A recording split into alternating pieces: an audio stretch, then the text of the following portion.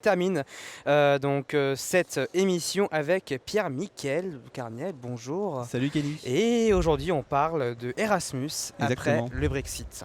Donc le Royaume-Uni a quitté l'Union Européenne le 31 janvier et la Continue, oui, période oui, de oui. transition essentielle pour établir une relation future prend fin le 31 décembre de l'année 2020. À l'ordre du jour de la séance plénière du Parlement européen, donc du 10 au 13 février 2020, les futures relations entre l'Union européenne et le Royaume-Uni. Après un débat et un vote, l'institution va établir sa position. Une résolution va être adoptée d'ailleurs par les députés concernant un prochain partenariat après le Brexit. Un thème paraît secondaire, mais il est essentiel pour la jeunesse européenne, c'est le programme Erasmus+.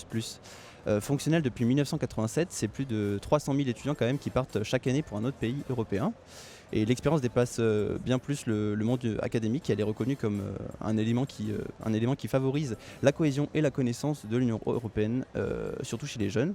On utilisait même l'expression génération Erasmus pour qualifier donc, les étudiants qui ont bénéficié de ce programme. Et en 2018, le nombre d'étudiants européens partis pour le Royaume-Uni est de 32 000. Les étudiants français partent prioritairement en Espagne et en Allemagne, ce qui fait du Royaume-Uni donc la troisième destination favorite.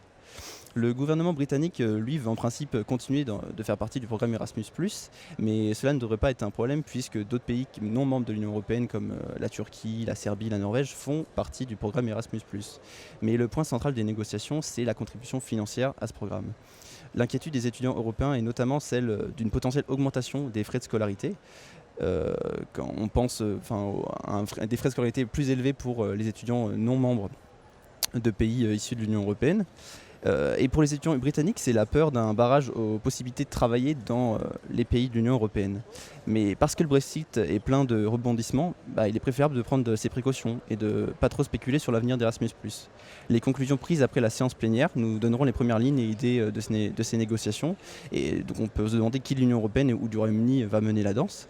D'ailleurs, Michel Barnier, qui est le chef des travaux préparatoires liés à la sortie du Royaume-Uni de l'Union européenne, a pris la parole dans l'hémicycle ce mardi 11 février 2020 pour affirmer que, selon lui, c'est au Royaume-Uni de choisir et proposer un plan de futures relations et non à l'Union européenne elle-même.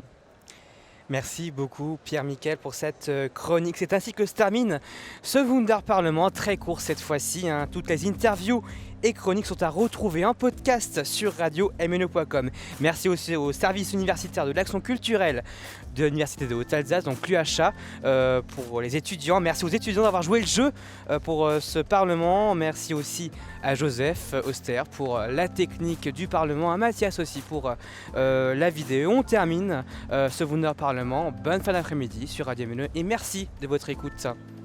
Wunder. Point de vue actu. Radio MNE tutoie les questions européennes. Wunder Parlement. Le Parlement européen est ridicule. Nous ne sommes pas ridicules. Politique. Point de vue actu. Radio MNE tutoie les questions européennes.